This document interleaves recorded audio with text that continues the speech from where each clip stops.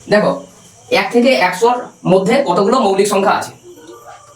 তোমাদেরকে একটা কথা বলি, আমরা আমাদের প্রিয়জনের নাম্বার মুখস্থ রাখি কি রাখি না? বাবা মায়ের নাম্বার মুখস্থ রাখি। তা আমি যদি একটা সংখ্যা একটা মোবাইল নাম্বারের মতন যদি একটা নাম্বার লিখে রাখি, তাহলে করতে পারবে কি পারবে না? যদি আমার এই ধরনের মৌলিক সংখ্যা যদি আমার করতে আরো সহজ করে দেয়, তাহলে আমরা লিখবো, মনে রাখার চেষ্টা করব। দেখো কিভাবে হবে। 1 থেকে 100-র মধ্যে কতগুলো মৌলিক সংখ্যা আছে দেখে নাও। প্রথমে কি করবে? 44, 44-এর হাফ 22 লিখলে। তারপরে কি লিখবে? 32, তাকে উল্টে দেবে 23, তারপরে 2 কম 21। দেখো কেন এভাবে লিখলাম?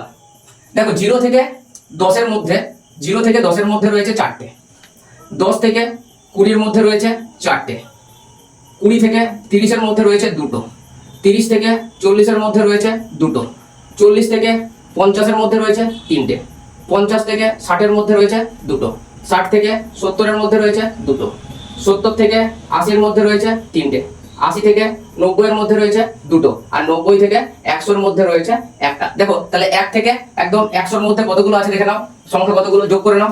4, 4 8, 8 2 10, 10 2 12, 12 3 15, 16 17, 18 19, 19 19 আর 3 22, 23 24, 1 25। দেখো কত পেলাম? 25। তাহলে 1 থেকে 100-এর মধ্যে কতগুলো সংখ্যা আছে? 25। আমি পুরো ভেঙে ভেঙে করে দিলাম। তাহলে এই নাম্বারটা মনে রাখতে পারবে কি পারবে না?